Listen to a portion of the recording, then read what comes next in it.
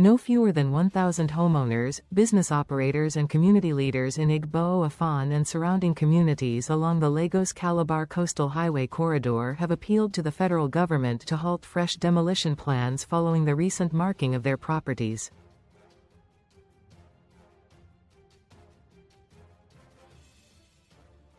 The affected residents said their buildings were marked for removal based on a directive reportedly issued by the Office of the Surveyor-General of the Federation, instructing occupants to vacate all structures located within a 150-meter setback from the high water mark or risk demolition.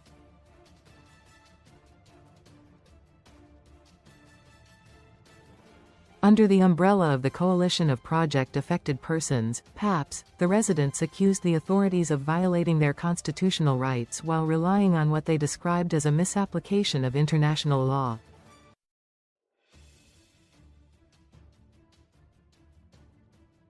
Speaking on behalf of the group, the PAPs leader, Mr. Tolu Ademiluyi, called on the federal government to immediately suspend enforcement of the 150-meter setback pending judicial review and meaningful public consultation.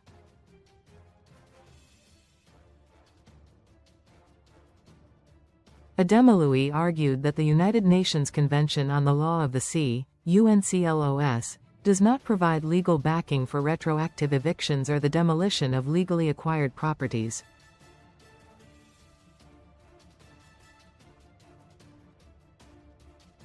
In a statement titled, "Our Homes, Our Rights," rejecting retroactive eviction under the guise of the United Nations Convention on the Law of the Sea, UNCLOS, the group said residents had lived and invested in the area for over 3 decades, acquiring land lawfully and developing properties with approvals from Lagos state planning authorities.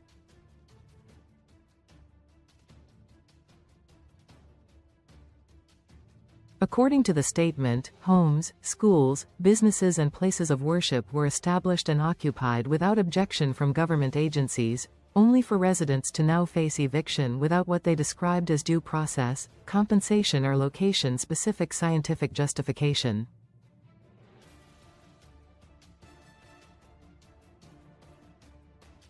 The group maintained that UNCLOS does not prescribe a mandatory 150-meter coastal setback, nor does it authorize the demolition of existing structures or the retroactive displacement of lawful occupants.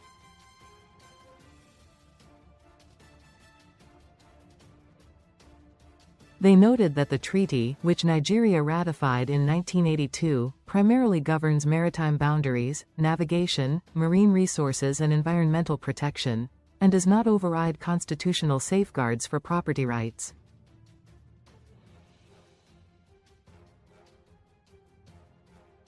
Raising further concerns, the group's legal advisor, Mr. Sola Enitan, demanded an immediate suspension of all demolitions and land acquisitions linked to the Lagos-Calabar Coastal Highway that do not comply with constitutional and statutory provisions.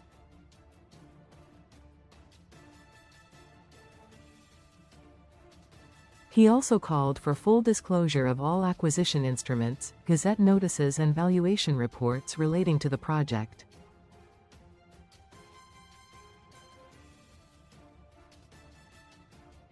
Enitan alleged that many affected residents had not received formal written notices, and that no official gazette publications had been presented to justify the revocation of property rights.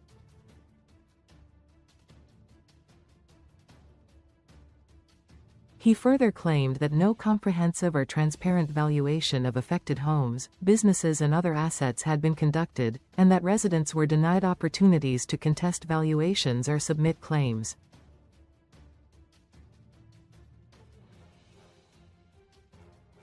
According to him, demolitions were allegedly carried out without prompt payment of compensation, creating what he described as an atmosphere of coercion and fear.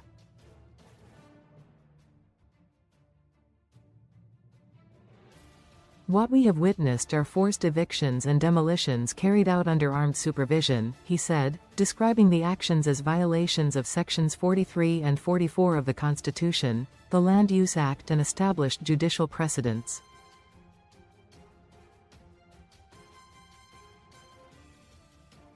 Reacting to the situation, a member of the Lagos State House of Assembly representing the area, Hon.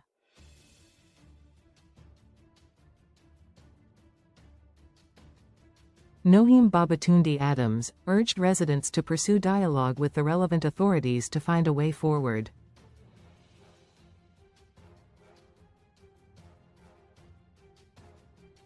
What we need at this point is engagement, Adams said, noting that plans for the coastal road predated the development of some estates along the corridor.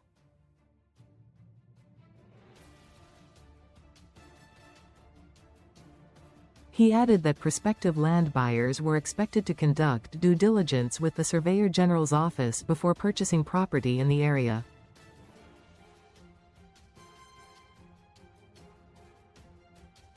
Meanwhile, the project-affected persons reiterated their call for the federal government to establish a transparent compensation and resettlement framework for any future coastal management actions.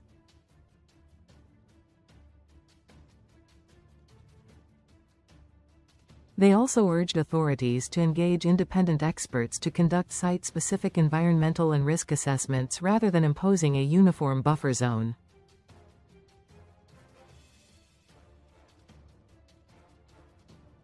While affirming support for environmental protection, Ademiluyi warned against what he described as authoritarian approaches to sustainability, stressing that environmental policies must respect due process, human rights and the rule of law.